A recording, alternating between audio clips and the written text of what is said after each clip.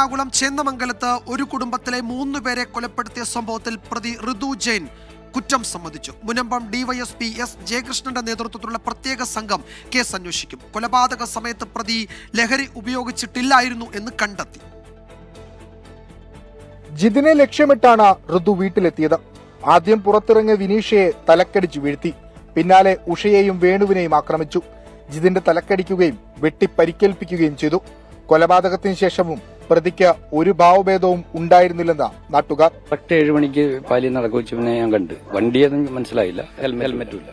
ആ സമയത്ത് ഇപ്പൊ നേരെ പോയത് അപ്പൊ സ്റ്റേഷനിലേക്കാണ് പോകുന്നത്. 7:10 ഞാനിവിടെ വരുന്നത്. സംസാരിച്ചിരുന്നു അല്ലെങ്കിൽ അവൻ കയ്യുമായിട്ട് വിഷ് ചെയ്ത് ഇങ്ങനെ ഒന്നും സംഭവിക്കാത്ത പോലെ വളരെ കൂളായിട്ട് പോവുകയാണ് ആ സമയത്ത്. 1 വർഷമായി ജിതിന്റെയും ഋതുവിന്റെയും കുടുംബങ്ങൾ തമ്മിൽ തർക്കം ആരംഭിച്ചിട്ട് സമീപത്തെ മറ്റു വീടുകളിലും ഋതു അതിക്രമിച്ചു കയറി പ്രശ്നമുണ്ടാക്കിയിട്ടുണ്ട്. NDPS കേസിലും പ്രതിയാണ്.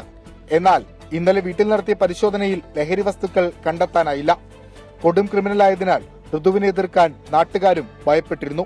NDPS അടക്കം 4 കേസുകളിലെ പ്രതി, റൌഡി ലിസ്റ്റിൽ ഉൾപ്പെട്ടയാൾ.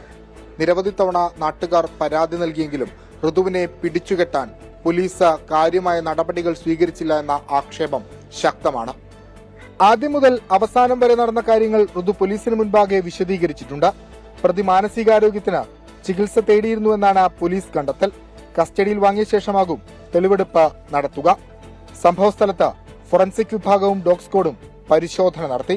കേരളത്തെ നടുക്കിയ 3 കൊടും കൊലപാതകങ്ങൾ പ്രതി ഋതുവിന് നിയമത്തിന്റെ ഒരാനുകൂല്യങ്ങളും ലഭ്യമാകരുതെന്നാണ് നാട്ടുകാരടക്കം ഉന്നയിക്കുന്ന ആവശ്യം. പോലീസ് കൃത്യമായി അന്വേഷിക്കുമെന്ന പ്രതീക്ഷയും അവർ പങ്കുവെക്കുന്നു. കൊച്ചിയിൽ നിന്ന് വിഷ്ണു കച്ചേരിക്കൊപ്പം വിഷ്ണു സുരേഷ്, 24.